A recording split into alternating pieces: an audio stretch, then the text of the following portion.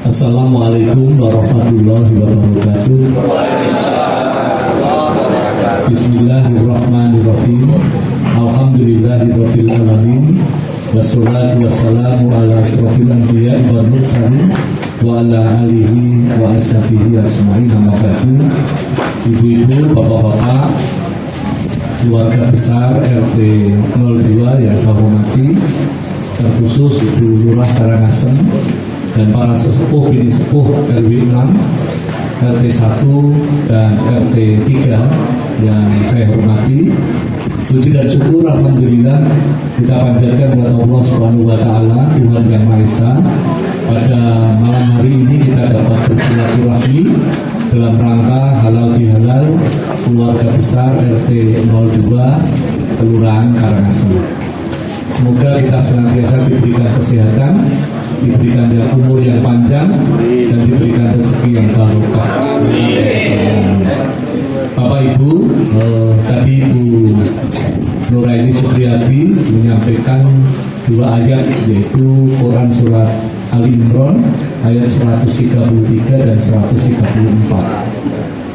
Wasari'u ila mahfiratin min rabbikum wa jannatin arduhas samawati wal ardu uiddat muttaqin alladzina yunfiquna fis sarra'i wad dharra'i wal yaqimuna al-ghaidha wal 'afina 'anil nas wallahu yuhibbul muhsinin. Lan enggal-enggalo sliramu padha nyuwun pangapura marang Gusti Pangeranipun lan swarga sing gedene sak lumayan bumi sak kurbengan koso kanggo wong-wong sing padha iman.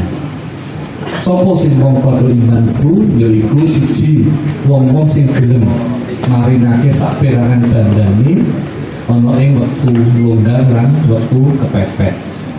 Loro wong-wong sing gelem meper hawa nafsu kemarahannya. Dan yang ketiga adalah orang-orang yang mau memberikan maaf. Bapak Ibu, yang pertama adalah saat ini orang-orang mengukur kekayaan orang itu dari sisi materi. Berapa harta yang dimiliki, bukan kekayaan spiritual, bukan kejujuran, bukan keikhlasan, bukan ketulusan, bukan, tetapi adalah berapa jumlah yang dimilikinya. Bahkan kalau kita mengukur kekayaan seseorang itu bukan diukur dari berapa yang dimiliki, tetapi adalah berapa yang telah diberikan kepada orang lain. Nah, disinilah letak yang disebut dengan memberikan sesuatu pada saat longgar maupun saat sempit.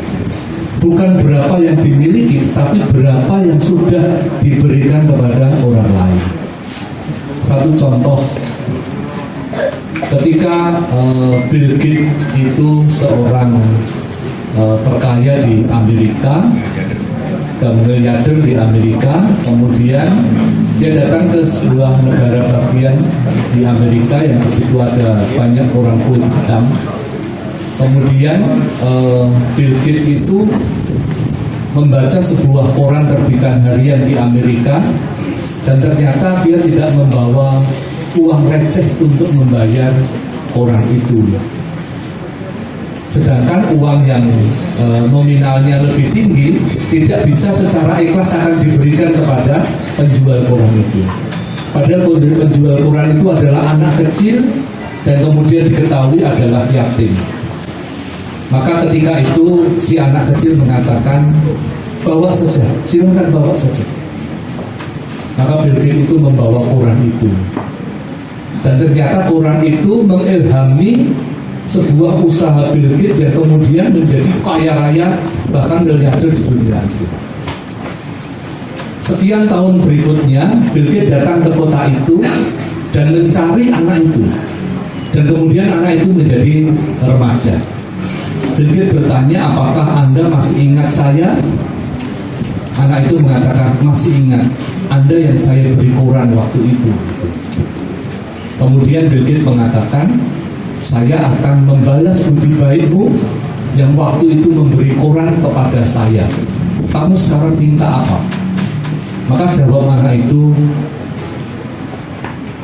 Bapak ketika akan memberikan sesuatu kepada saya, tentu tidak akan bisa sebanding dengan ketika saya memberikan sesuatu kepada Bapak.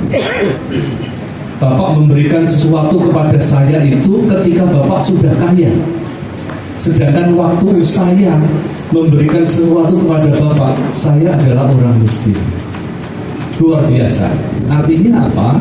Berapa jumlah yang sudah kita berikan kepada orang lain, bukan dari jumlah yang kita miliki.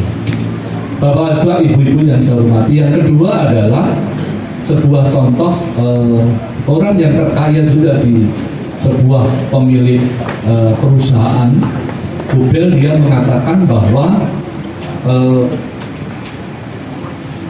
ditanya ketika wartawan, bukan Google, satu perusahaan televisi di Amerika itu, ya. Jadi dia dikatakan oleh ditanya oleh wartawan, berapa kekayaan yang Anda miliki? Saya hanya memiliki kira-kira 2 juta dolar.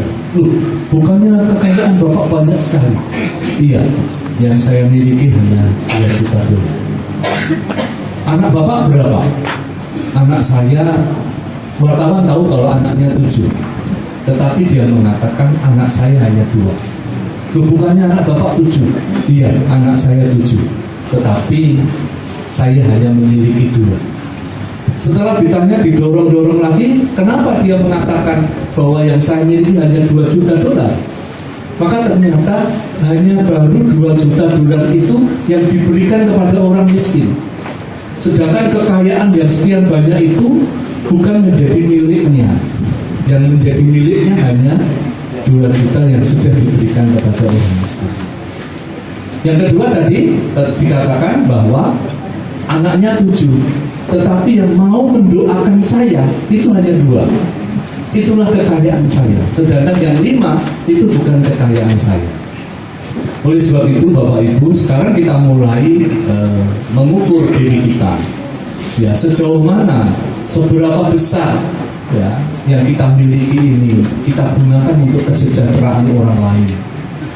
Sejauh mana pemikiran kita, kecerdasan kita, keilmuan kita yang kita miliki ini mampu bisa diberikan kepada orang lain.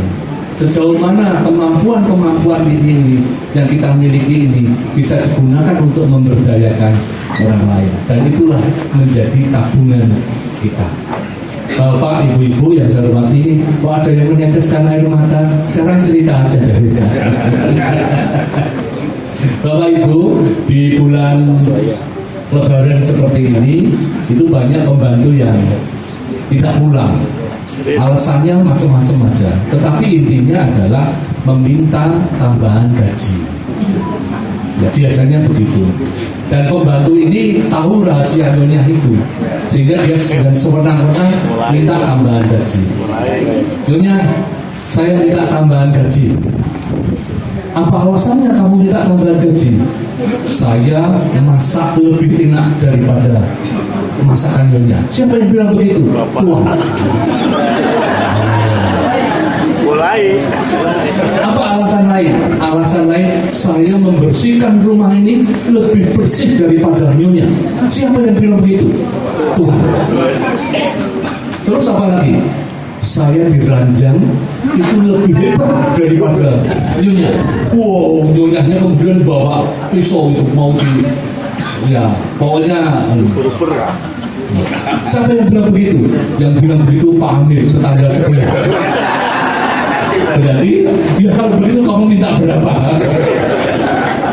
Bapak Ibu, atas nama RW kami mengucapkan selamat kepada RT 02 yang hari ini telah sukses menyelenggarakan halal bihalal keluarga besar RT 02.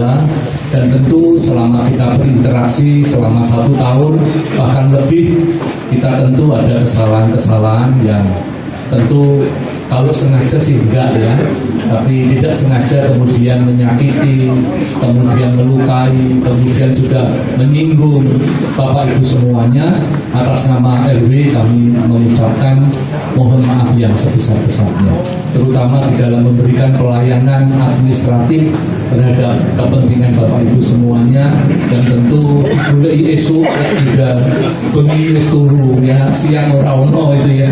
Ya, jadi sudah ada Pak Royo, jadi kalau tidak ada saya, Pak Royo juga pegang cap, Pak Joko juga pegang cap, nanti bisa diwakili oleh sekretaris dan bendahara. Saya mengucapkan terima kasih, taqabbalallahu minna wa minkum, minal aidin wal faidin. Semoga kita kembali suci dan kita bisa melakukan sesuatu yang terbaik untuk masyarakat. Terima kasih. Assalamualaikum warahmatullahi wabarakatuh.